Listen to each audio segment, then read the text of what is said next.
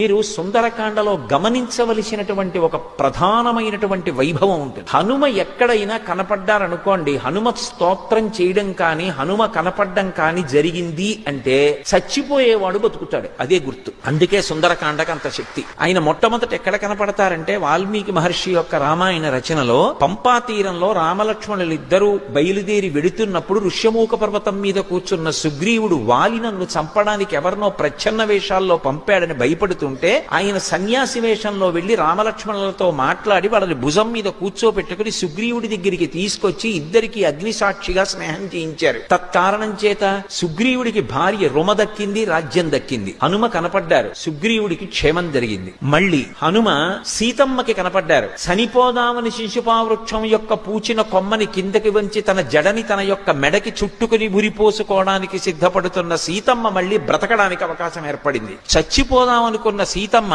హనుమద్ దర్శనంతో బ్రతికింది. మళ్ళీ ఏమైందో, నెల రోజులు గడువు దాటిపోయింది. వెనక్కి వెడితే సుగ్రీవుడు చంపేస్తాడనుకున్నటువంటి వానరులు తిరిగి సీతమ్మ దర్శనం చేసి వచ్చినటువంటి హనుమ యొక్క దర్శనం చేత ఇన్ని కోట్ల మంది మళ్ళీ బతికారు. చిట్ట చివర యుద్ధకాండలో బ్రహ్మాస్త్ర ప్రభావానికి కొన్ని కోట్ల మంది వానరులు రామలక్ష్మణులు కూడా పడిపోయారు. మృత సంజీవని తీసుకొచ్చి బ్రతికించిన వారు స్వామి హనుమ. చిట్ట చివర 14 సంవత్సరాలు పూర్తయిపోయిన తర్వాత నా అన్నగారు రామచంద్ర